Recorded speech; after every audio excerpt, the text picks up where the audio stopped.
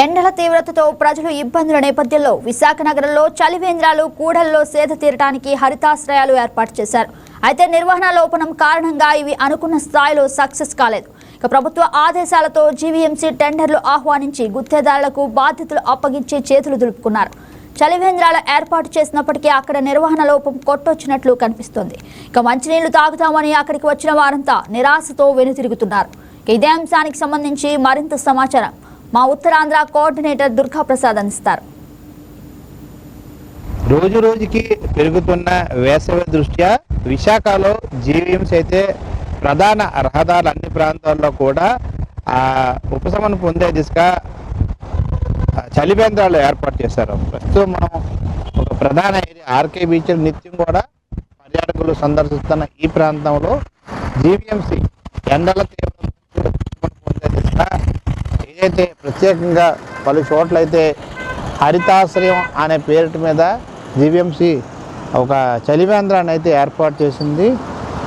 దీనికి సంబంధించి మనం ప్రత్యేకంగా ప్రధాన కూడల్లో ఈ హరితాశ్రయాలు ఏర్పాటు చేస్తున్నారు. అయితే దీనికి సంబంధించి ప్రభుత్వం కొన్ని టెండర్లు కూడా ఇటీవల పిలవడం జరిగింది. అయితే కాంట్రాక్టర్లు అయితే పూర్తి స్థాయిలో వారికే దీనికి సంబంధించిన బాధ్యత కూడా జీవీఎంసీ అప్పగించిన నేపథ్యంలో పూర్తి స్థాయిలో కొన్ని నియమ నిబంధనలతో కూడిన ఒక నివేదికతో కూడిన ఒక కాంట్రాక్టర్లకు అయితే జీవీఎంసీ కేటాయించడం జరిగింది. పూర్తి స్థాయిలో తాటాకులతో నిర్మించాలి. అదేవిధంగా ప్రతి చోట కూడా 2 కుండలు, అదేవిధంగా నీరు తాగడానికి గ్లాసులు, దానిపై కుండపై తడిపిన తెల్లటి వస్త్రాన్ని కప్పడంతో పాటు నీరు అందించడానికి కూడా పూర్తి స్థాయి చలివేంద్రాన్ని పర్యవేక్షించేందుకు కూడా ఒక కార్మికుల్ని నియమించాలని చెప్పేసి కూడా ఒక సిస్టమ్ ఉంది. దీనికి సంబంధించి పూర్తి స్థాయిలో పలు చోట్ల అయితే ఈ హరితాశ్రయం పేరిట చలివేంద్రాలను కూడా ఏర్పాటు చేసింది.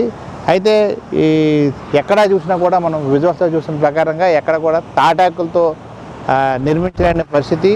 పూర్తి స్థాయిలో తాటాకులతో నిర్మించాలి. చల్లటి అట్మాస్ఫియర్, చల్లటి వాతావరణం ఉండేలాగా ఈ ప్రాంతాన్ని అయితే తీర్చిదిద్దాలి. అయితే ఎక్కడ చూసినా కూడా లోపం అన్నది పూర్తి స్థాయిలో కనిపిస్తూ ఉంది.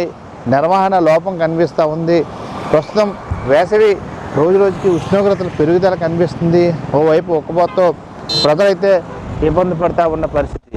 అయితే ప్రధాన జంక్షన్లో ఏర్పాటు చేసిన ఈ చలివేంద్రాలు హరితాశ్రయంగా పిలుస్తున్న ఏదైతే ఈ చలివేంద్రాలు ఉన్నాయో ఎక్కడ కూడా పర్యవేక్షణ కరువు అన్నది పూర్తిగా కనిపిస్తుంది. ఎక్కడ కూడా ఈ కాంట్రాక్టులు పూర్తి స్థాయిలో దీన్ని నిర్లక్ష్యానికి గురి చేసినగా అంశాన్ని మనం చూడొచ్చు.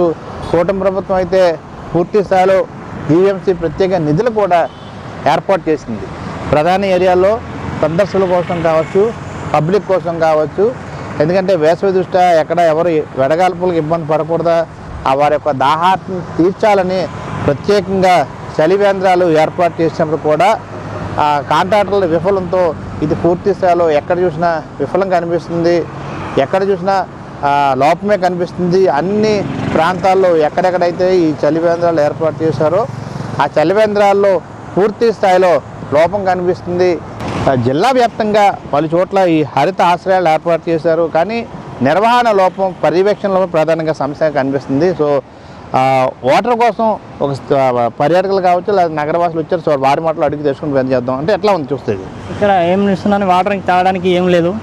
అలానే ముందర ఇంకా చూసి మేము ఎక్కడ ఇంకా తాగడానికి వాటర్ ఏడా లేదు. చూసి ఆడికెళ్ళి ఇలా 1 కిలోమీటర్ నుంచి వస్తున్న వాటర్ గురించి ఏడింకా ఏం లేదు, షాప్స్ ఇంకేం లేదు తీసుకున్నామంటే ఓకే. దాని గురించి మేము మాట్లాడుతున్నాం.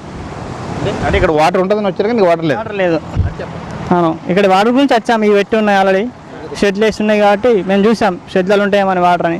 షెడ్లలో వాటర్ లేదు, క్యాన్లు పెట్టలేదు. ఎవరు ఇంక ఇక్కడ ఇవ్వడానికి ఎవరు లేరు. ఈ ప్రభుత్వం వచ్చేసి మన చేయాలని ఇలా చేస్తాం.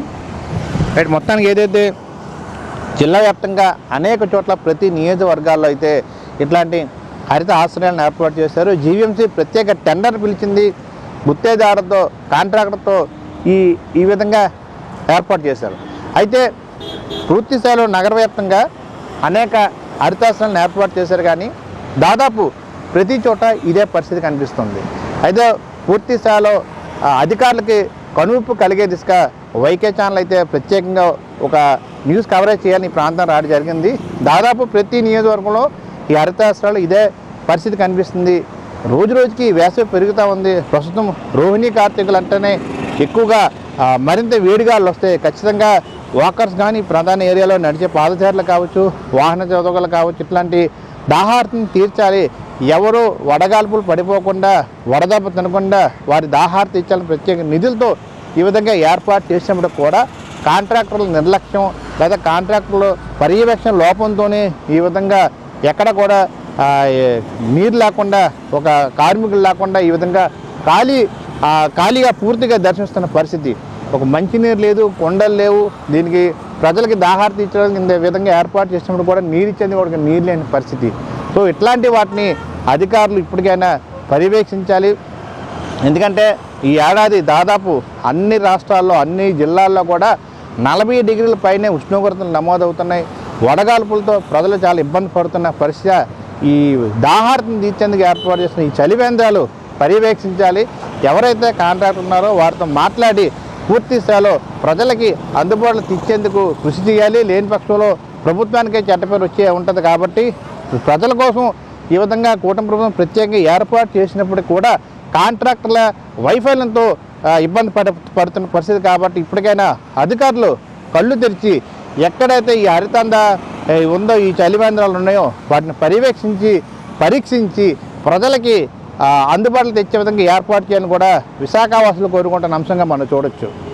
వీడియో జర్నలిస్ట్ కిషోర్తో దుర్గాప్రసాద్, వైకే న్యూస్, విశాఖ నుండి.